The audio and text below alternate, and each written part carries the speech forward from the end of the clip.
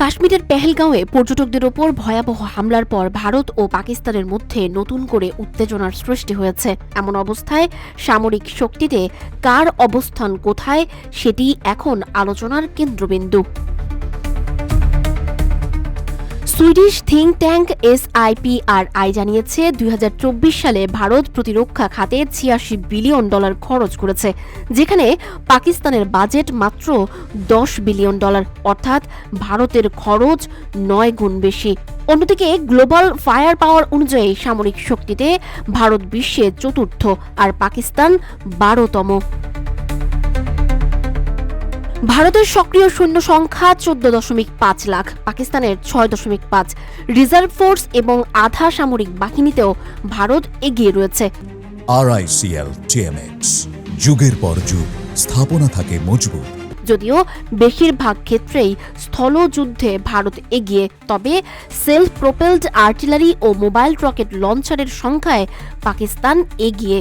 Category অনুযায়ী ভারত পাকিস্তানের মধ্যে কার সেনাবাহিনী বেশি শক্তিশালী?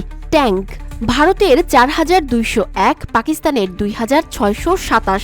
সাজো আজান ভারতের 1,48,594, পাকিস্তানের 17,516। টেনে নেয়া কামান ভারতের 3,975, পাকিস্তানের 2,629। মোবাইল রকেট লঞ্চার ভারতের 264, পাকিস্তানের 600।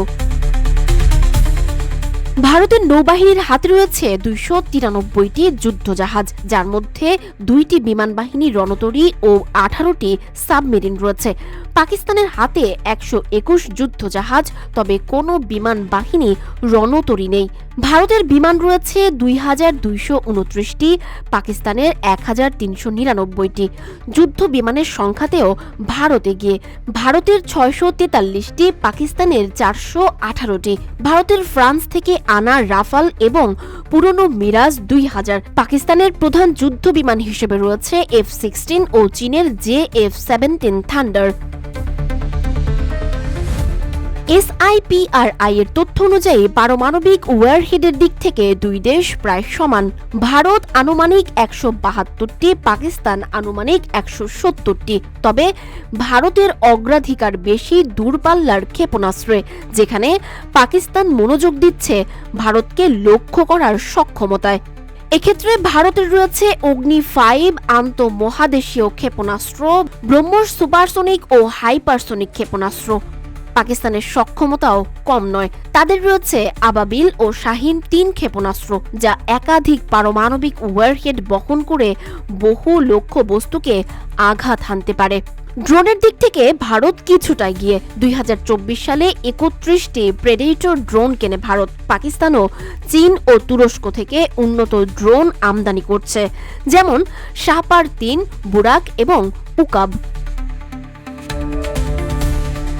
প্রতিরক্ষা বিশ্লেষকরা বলছেন, সীমিত আকারে সামরিক অভিযান হলেও পূর্ণাঙ্গ যুদ্ধ হলে সেটি ভয়াবহ পরিণতি আনতে পারে।